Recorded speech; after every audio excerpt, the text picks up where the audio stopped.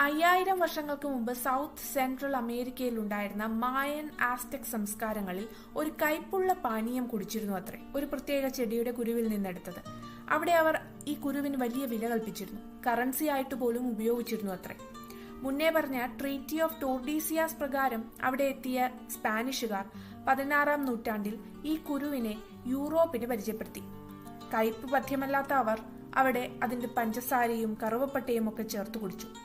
ഈ പറഞ്ഞ ഐറ്റംസ് ഒക്കെ ഇന്ത്യയിൽ നിന്നും അറബികളുടെ കയ്യിൽ നിന്നും ഒക്കെ നല്ല പണം കൊടുത്ത് വാങ്ങുന്നതാണല്ലോ. അതുകൊണ്ട് തന്നെ പണക്കാരാണ് ഈ പാനീയം ആസ്വദിച്ചിരുന്നത്. പിന്നെ 19-ാം നൂറ്റാണ്ടിൽ ഇൻഡസ്ട്രിയൽ റെവല്യൂഷൻ ഒക്കെ നടക്കുമ്പോൾ ഈ കുരു വറുത്ത് പൊടിച്ചെടുക്കുന്ന രീതി പേറ്റന്റ് ചെയ്യപ്പെട്ടു. 1828 വാൻ ഹൂസ്റ്റൺ പ്രസ്. 20 വർഷത്തിനുള്ളിൽ ഈ പൊടിയിൽ പഞ്ചസാരയും മറ്റും ചേർത്ത ഘനരൂപത്തിൽ ആദ്യമായി ഫ്രൈ ആൻഡ് സൺസ് എന്ന കമ്പനി ഇറക്കുന്നു.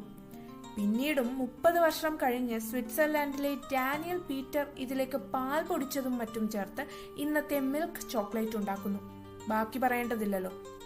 കയ്പുള്ള കുരുവിൽ നിന്ന് ഉണ്ടാക്കുന്ന കയ്പുള്ള പാനീയത്തിൽ നിന്ന് മധുരമുള്ള ചോക്ലേറ്റ് ബാറിലേക്ക് എത്താൻ എത്ര കാലം വേണ്ടി വന്നു എന്നത് രസകരമാണ്.